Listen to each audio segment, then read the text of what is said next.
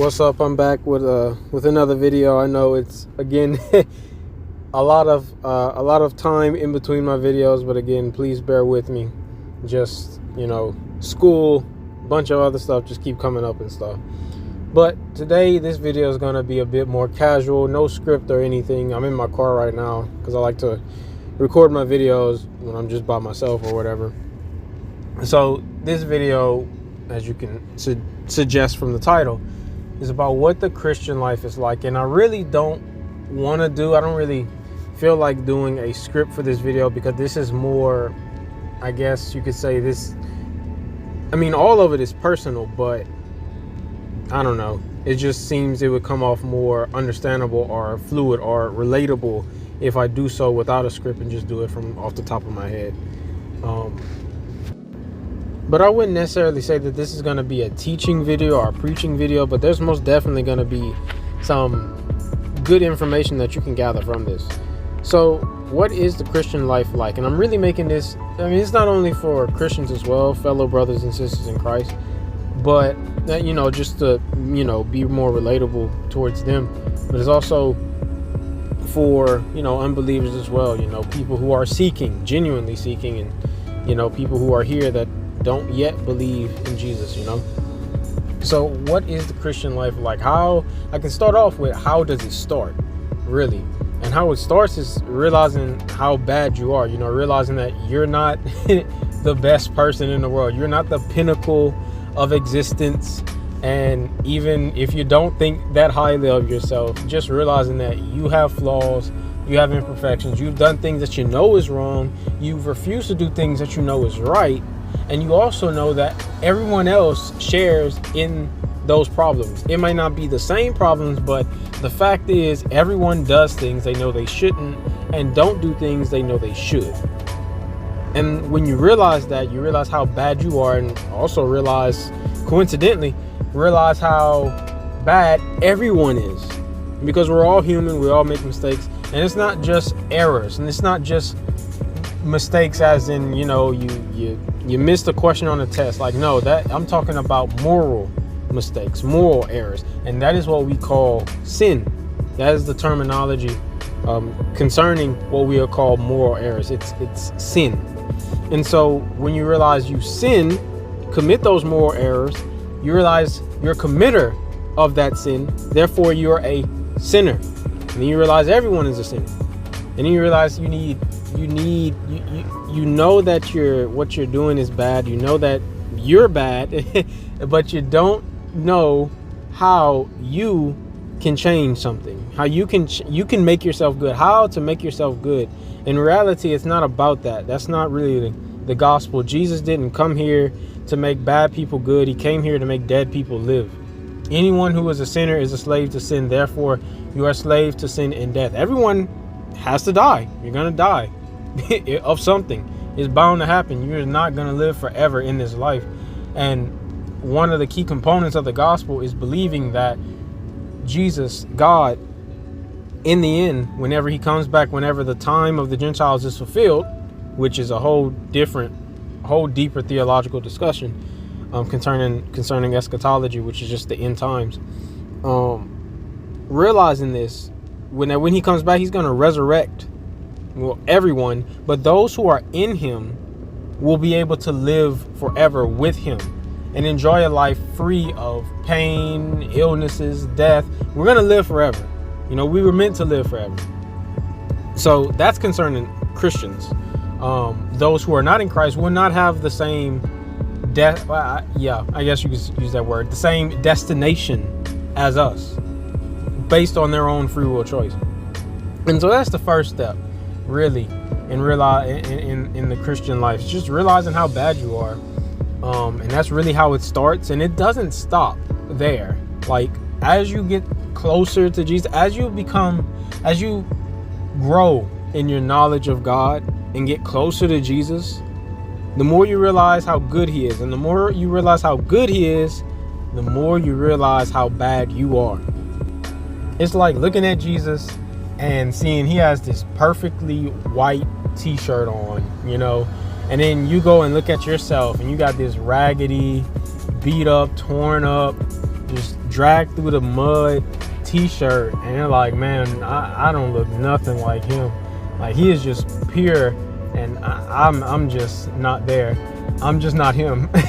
So, and again, this continues to grow and grow and grow. But it's not just realizing that, because when you realize it, and of course when you initially realize how bad you are and start realizing how good he is, you start to desire that, and God starts to work in you, and so you start to change inwardly. And it's not by human, you can't will it into existence. God has to strengthen you for this, and this is a privilege. You're not trying to become a better person so you can be saved. No, you're becoming a better person because you are already saved, and this lifestyle is what pleases God. And when you're saved and you really truly love Jesus, you want to do things that please him. Again, I say it's a relationship, because you're trying to do things that really make God pleased, And it's not that he needs it. Again, it's that he wants it. He doesn't need us, he wants us. It is his desire for us. So we can't hold anything against God. We can't barter with him. We can't do any of this, because he doesn't need us. In the Psalms, he says he doesn't need our sacrifices. He's talking to the Jews in the Old Testament. He doesn't need their sacrifices. He says, the animals are mine. If I was hungry, I wouldn't tell you, because they are all mine. I would just get it myself. And this kind of transitions into learning what love really is. If you don't really know what it is already, love is not a feeling. Love is a choice accompanied by feelings made manifest through physical actions. And so when you hear people say they fell out of love, it wasn't love to begin with, or what they felt to be love it wasn't love. It was passion, it was feelings, it was emotions. But love is not an emotion, it's a choice. And so how do you know someone makes that choice? Well, first off, love is really sacrificial. And the greatest demonstration of this is Jesus.